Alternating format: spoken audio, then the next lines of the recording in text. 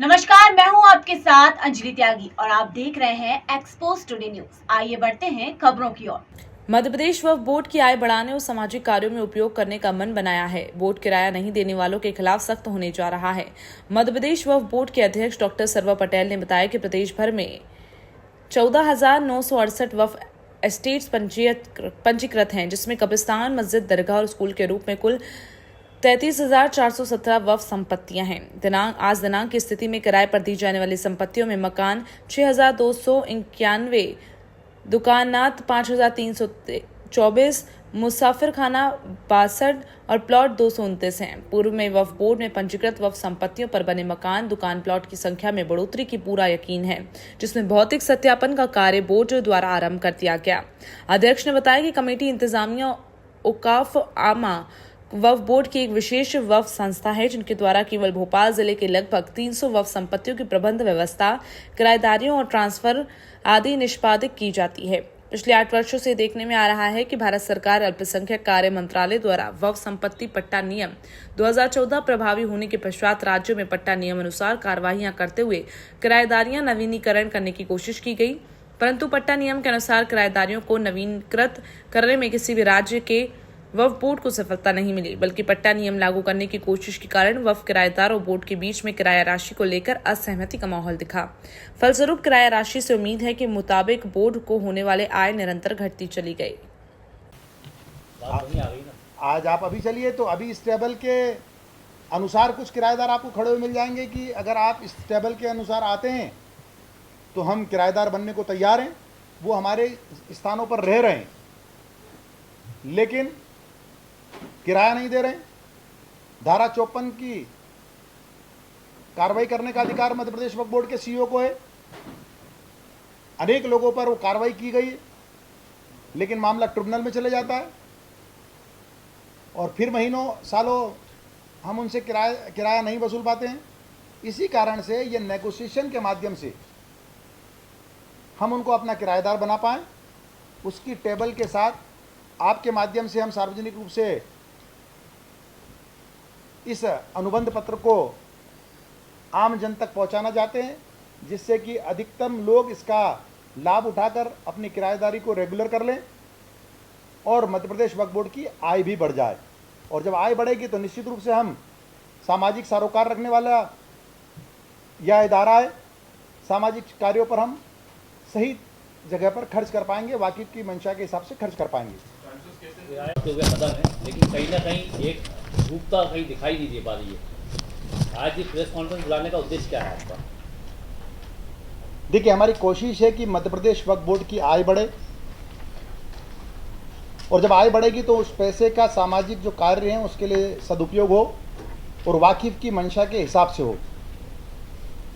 और इसी को लेकर अब कहाँ कहाँ कैसे कैसे आय बढ़ाई जा सकती है, तो हमारे जो किराएदार हैं और वो ऐसे किराएदार जो बरसों से किराएदारी नहीं दे रहे हैं, ऐसे किराएदारों के साथ बैठकर नेगोशिएट कर सब लोगों के साथ समान व्यवहार हो, एक रूपता हो, उसको लेकर हमने एक टेबल बनाई है, विधि अनुसार बनाने का प्रयास किया है और उस टेबल के अनुसार हम लोगों के साथ नेगोशिएट करके उनको किराएदार बनाएं और किराएदारी बनाकर और जो किराया आज दिनांक तक नहीं दे रहे हैं उनको रेगुलर करके और वक्फ बोर्ड की आय बढ़ाएं। इस ओर हमारे ये कदम हैं। किराया नहीं दे रहे हैं, निश्चित रूप से जो लोग किराया नहीं दे रहे हैं उनको यह एक अवसर है कि आप किराया दे दीजिए और अगर आप किराया नहीं देंगे तो फिर कानूनन जो तरीका उसका अपना है वो है ही। अब अगर हम सिर्फ भोपाल की बात करें, 52 जिलों की नहीं, सिर्फ भोपाल की अगर हम बात करें तो सिर्फ भोपाल में ही हमारे जो किराएदार हैं वो 3,924 किराएदार हैं। अब 3,924 जब किराएदार हैं तो ऐसे किराएदार जो 200 रुपये से कम वाले हैं वो 1,691 हैं। ऐसे किराएदार जो 500 रुपये से कम वाले हैं वो 1,209 हैं। ऐसे किराएदार जो 1,000 रुपये से कम वाले हैं 584 है, 584। ऐसे किराएदार जो 2000 से कम वाले हैं वो 263 है, 263। और ऐसे किराएदार जो 3,000 रुपये से कम वाले हैं वो 116 हैं, और ऐसे किराएदार जो 3,000 से अधिक वाले हैं वो 61 हैं। तो कुल मिलाकर 3,924 हमारे किराएदार हैं। और मुझे लगता है कि ये 1 रुपये से लगाकर जो 200 रुपये वाले हैं वो सर्वाधिक संख्या 1691, और जो 201 से 500 रुपये वाले हैं वो 1209। मतलब 3,924 में से लगभग 3,000 किराएदार 500 रुपये से कम वाले हैं। तो ऐसे सारे किराएदार, इनसे एक रेशो में हम अपनी किराएदारी बढ़ा सकें, उसी के लिए सारी मशक्क़त है। वक्फ बोर्ड की आय बढ़ सके, उसी के लिए मशक्क़त है। और उसके लिए हमने एक टेबल, हमारे सीईओ साहब ने एक कमेटी बनाई। उस कमेटी ने जो तमाम जगह पर देश भर में अध्ययन करने हमारे लोग गए थे, हमारे अधिकारी गए थे, कुछ लोग केरला गए थे, कुछ लोग हरियाणा गए थे, अन्य प्रांतों में गए थे।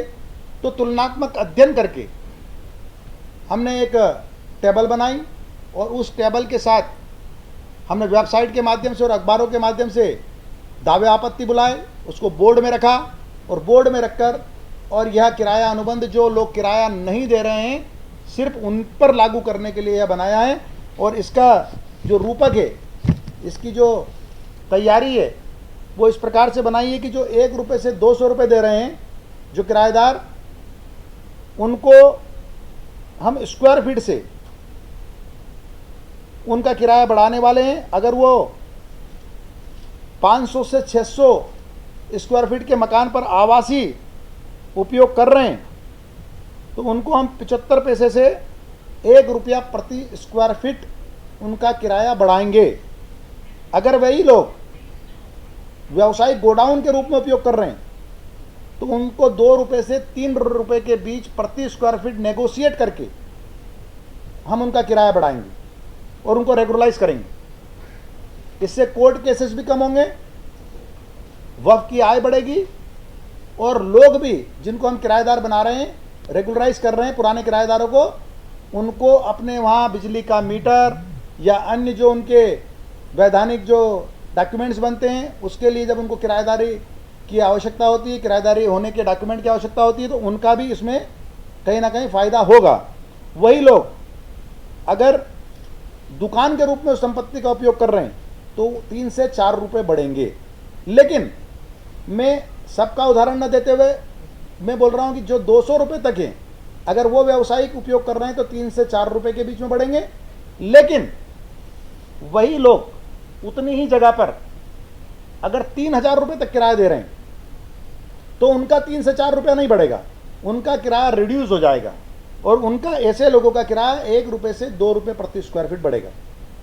मतलब इस बात का भी ख्याल रख रहे हैं कि अगर जो व्यक्ति पहले से ही हमको ज़्यादा किराया दे रहा है बनिस्पत 1 रुपये से 200 के बीच में, वो 2,000 से 3,000 के बीच में दे रहा है, तो उसको इसके अनुसार नेगोशिएशन में हमने जो टेबल बनाई है उसमें रिड्यूस करके 3 से 4 रुपये की जगह 1 से 2 रुपये के बीच ये राशि की है। जी, देश की तमाम खबरों को जानने के लिए बने रहिए एक्सपोज टुडे न्यूज के साथ। नमस्कार।